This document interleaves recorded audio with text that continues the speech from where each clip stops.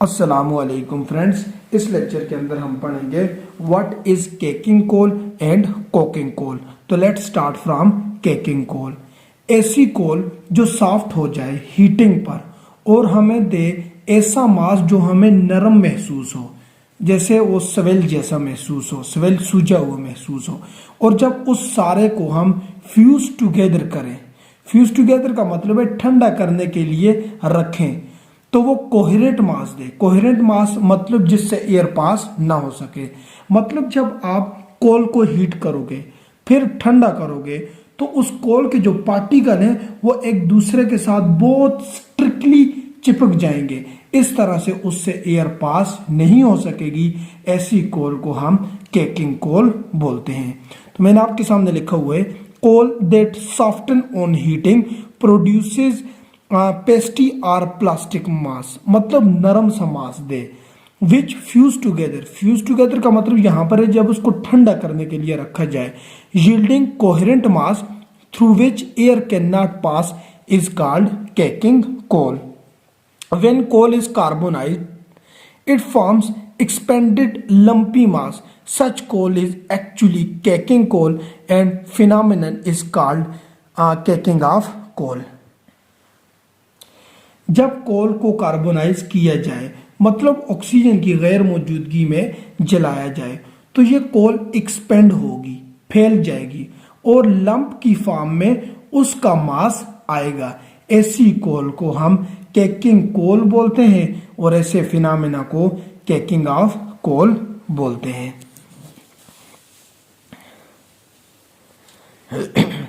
If a residue formed from caking coal is hard and strong, then such coal is called coking coal. आपने कोल को carbonised कर लिया।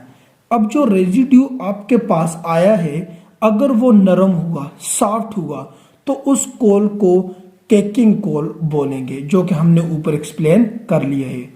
और अगर उस रेजिड्यू को आपने कुछ देर छोड़ दिया और वो हार्ड मास में रेजिड्यू तब्दील हो गया, तो उसको हम कोकिंग कोल बोलेंगे।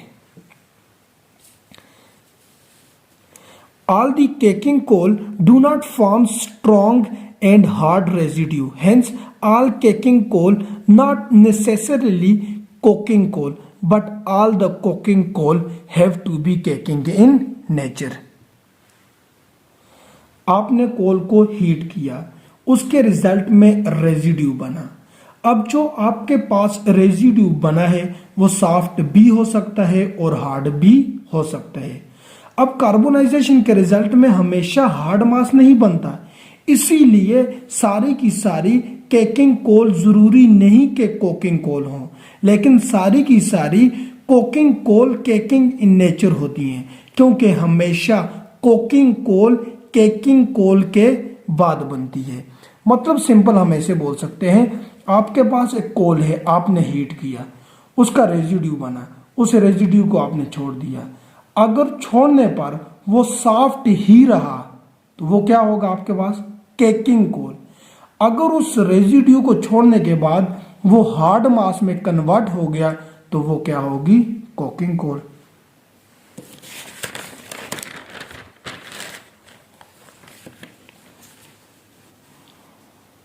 कह रहे कि when coal is carbonised it first expanded and then contracted. जब हम कोल को हीट करेंगे ऑक्सीजन की गैर मौजूदगी में, तो पहले ये एक्सपेंड होगी क्योंकि उसमें एनर्जी आ जाएगी, फिर कंट्रैक्ट होगी जब आप उसको कुछ देर के लिए रख देंगे। कह रहे कि if the coal is expanded and contracted slightly leaving a large weak और porous residue, it is called only caking coal. कि आपने कोल हीट की, वो फर्स्ट एक्सपेंड हुई एंड देन कंट्रैक्ट हुई। अगर कोल एक्सपेंड एंड कंट्रैक्ट थोड़ी सी हुई तो ये छोड़ देगी क्या क्या? लार्ज, वीक और पोरस रेजिड्यू। ऐसी कोल को हम सिर्फ केकिंग कोल बोलेंगे। On the other hand, if coal expanded and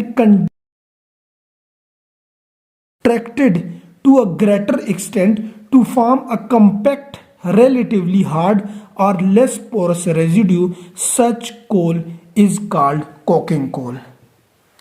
दूसरी तरफ अगर कोल एक्सपेंड एंड कंट्रैक्ट ज्यादा हुई तो वो कंपैक्ट, हार्ड और कम पोरस रेजिड्यू देगी।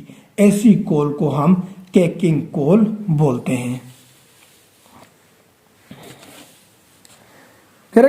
इन simple word, strong caking coal is called coking coal. सादा लफ्जों में हम कुछ यूं बोल सकते हैं कि जो स्ट्रॉन्ग केकिंग कोल होगी उसको हम कोकिंग कोल बोलेंगे। Caking coal corresponds to slow rate of heating while coking coal corresponds to faster rate of heating and also produces large amount of energy.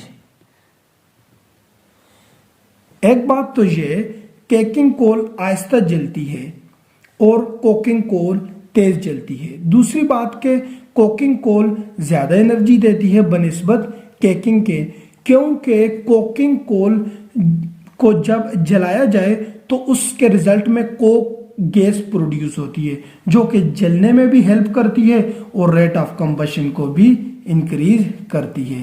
तो ये था जी coking and caking coal. Thanks for watching. अल्लाह हाफिज।